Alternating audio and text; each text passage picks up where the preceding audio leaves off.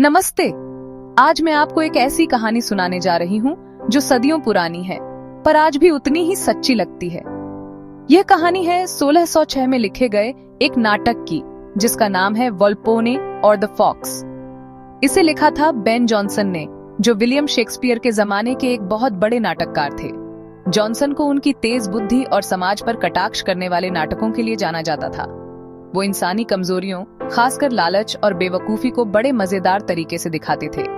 उनकी कहानियां सिर्फ हंसाती नहीं थीं, बल्कि एक गहरा सबक भी सिखाती थीं। वो मानते थे कि थिएटर का काम सिर्फ मनोरंजन नहीं, बल्कि समाज को आईना दिखाना भी है।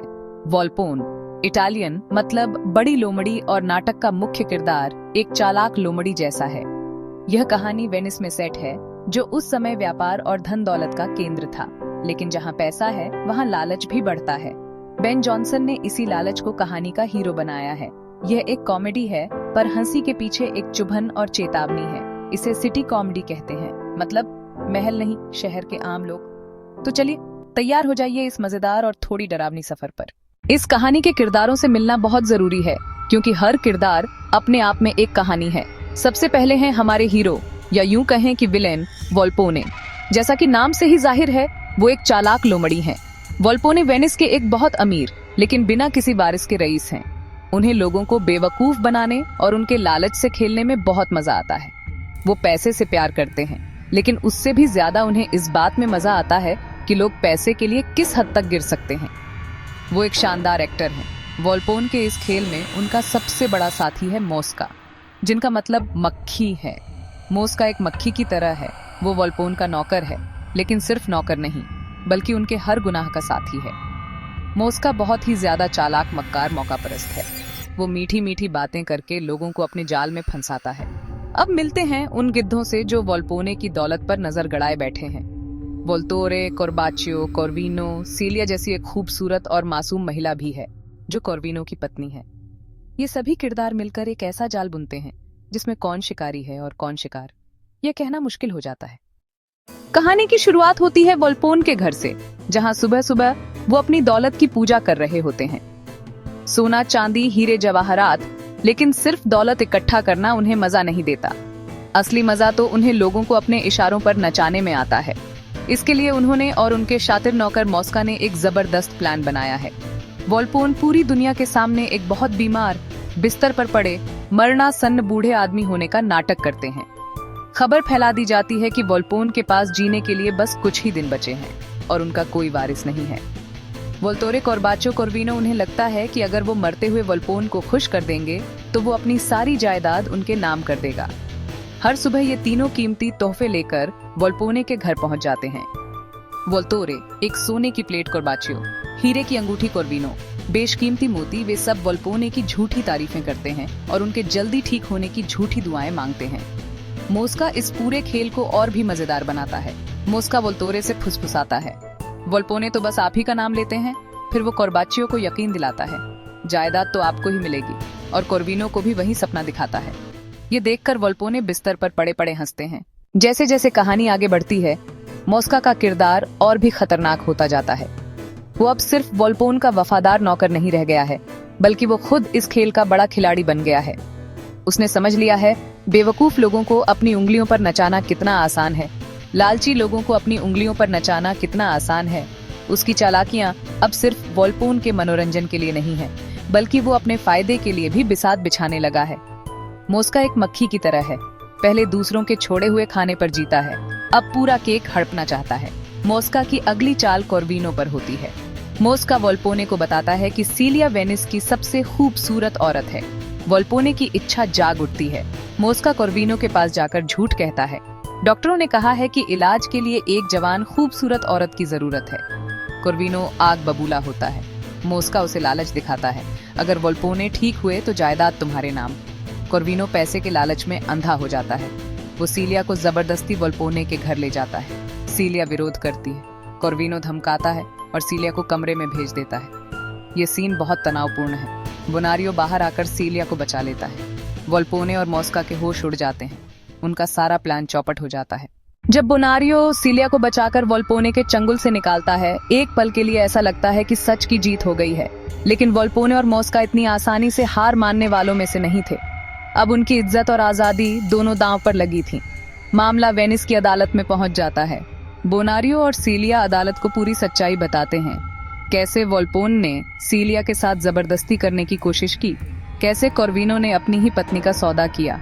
उनकी कहानी सुनकर कोई भी यकीन कर लेगा कि वो सच बोल रहे हैं। लेकिन वेनिस की अदालत में सच इतना सीधा नहीं होता। वोल्पोन और मॉस्का नई योजना बनाते हैं। मॉस्का उन्हें डराता है कि वोल्पोने सजा पाए तो उनकी जायदाद जब्त होगी। वो वादा करता है कि अगर वे वोल्पोने को बचाएं तो दौलत उन्हीं में से किसी एक को मिलेगी। लालच में आकर वे झूठ बोलने को तैयार हो जाते हैं। अदालत में वोल्तोरे की परफॉर्मेंस वोल्तोरे सीलिया और बोनारियो को झूठा साबित करता है। वह आरोप लगाता है कि सीलिया और बोनारियो के बीच प्रेम संबंध हैं। कोर्बाचियो अपने बेटे के खिलाफ गवाही देता है। कॉर्विनो सीलिया को बदचलन साबित करने की कोशिश करता है। सीलिया और बोनारियो टूट जाते हैं। अदालत में मिली जीत के बाद वोल्पोन की खुशी का ठिकाना नहीं रहता। उसे यकीन हो जाता है कि वो कुछ भी करके बच सकता है। उसे इंसानों की बेवकूफी और लालच पर और भी ज्यादा भरोसा हो जाता है। अब वो इस खेल को एक कदम और आगे ले जाने का फैसला करता है, सिर्फ अपने मनोरंजन के लिए। वो एक नई अफवाह फैलाता है। वोल्पोने की मौत की अफवाह फैलती है। उसने अपनी सारी जायदाद मॉस्का के नाम कर दी है। वोल्तोरे के होश उड़ जाते हैं। कोर्बाचियो के होश उड़ जाते हैं। कॉर्विनो के होश उड़ जाते हैं। उन्हें लगता है कि उनके साथ बड़ा धोखा हुआ है। वोल्पोन छिपकर सब देख रहा होता है और मजे ले रहा होता है। भेष बदलकर वह मॉस्का के घर पहुंचता है। तीनों लालची गिद्ध मॉस्का से मिलते हैं। मॉस्का अब अमीर और ठाट बाट में रहता है। वोल्तोरे दौलत मांगता है। कोर्बाचियो दौलत मांगता है। कॉर्विनो दौलत मांगता है। मॉस्का उन्हें पहचानने से इनकार करता है। वह उनका मजाक उड़ाकर भगा देता है। फिर वोल्पोन खुद मॉस्का से अपनी दौलत वापस मांगता है। मॉस्का इनकार करता है। वह अब सत्ता और दौलत का मालिक है। वोल्पोने अपने ही जाल में फंस जाता है। जिस मक्खी को उसने पाला था वही अब उसे डंक मार रही थी। जब वोल्तोरे अदालत में सच कबूल करने के लिए पहुंचता है तो एक पल के लिए वोल्पोने घबरा जाता है। लेकिन मॉस्का अभी भी शांत था। वो जानता था कि इस खेल को कैसे खेलना है। वोल्तोरे अपना बयान बदलने की कोशिश करता है। मॉस्का जजों के कान में फुसफुसाता है कि वोल्तोरे पागल हो गया है क्योंकि उसे जायदाद नहीं मिली। वोल्पोन भेष में इस बात का समर्थन करता है। वो नाटक करते हैं कि वोल्तोरे पागल है। जज फिर से उनकी बातों में आ जाते हैं। वोल्तोरे हैरान है। उसे समझ नहीं आता कि अपनी सच्चाई कैसे साबित करे। मॉस्का पूरी तरह कंट्रोल में है। वोल्पोन अब फंसा हुआ है। पहचान बताने पर सजा, चुप रहने पर दौलत मॉस्का की हो जाएगी। वह भूल भुलैया में खो गया है। वोल्पोने फैसला करता है कि वो सच सामने लाएगा। मॉस्का एक मक्खी, एक पैरासाइट। मैं वोल्पोने हूँ। वो कहता है कि वह कभी बीमार नहीं था। यह सब नाटक था। वह बताता है कैसे सबने मिलकर धोखा दिया। अदालत सन्नाटे में डूब जाती है। जब वोल्पोने ने खुद ही सारे राज खोल दिए तो जजों के पास कोई और चारा नहीं बचा था सिवाय इसके कि वो इंसाफ करें। चारों आरोपियों को चैन में लेकर अदालत की ओर ले जाया गया। वोल्पोने, मॉस्का, वोल्तोरे और कोर्बाचियो। इस बार का इंसाफ सच्चा था। किसी के बहकावे में आकर नहीं लिया गया था। अदालत ने हर एक गुनहगार को उसके गुनाह के हिसाब से सजा सुनाई।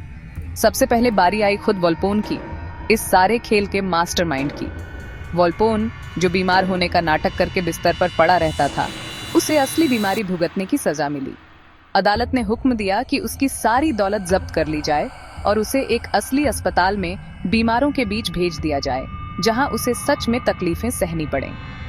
मॉस्का, जो एक पैरासाइट की तरह दूसरों की दौलत पर जीने का सपना देखता था, उसे गैली स्लेव बनाने की सजा दी गई। वकील वोल्तोरे, जिसने अपनी कानूनी कला का दुरुपयोग किया था, उसे वकालत करने से बेदखल कर दिया गया और शहर से निकाल दिया गया। बूढ़े कोर्बाचियो, जिसने अपने बेटे को जायदाद से बेदखल कर दिया था, उसे एक मठ में कैद कर दिया गया। और आखिर में कॉर्विनो, जिसने अपनी पत्नी की इज्जत का सौदा किया था, उसे गद्दे पर बिठाकर पूरे शहर में घुमाया गया। अंत में सीलिया और बोनारियो को न्याय मिला और उनकी ईमानदारी की जीत हुई। तो इस कहानी से हमें क्या सबक मिलता है?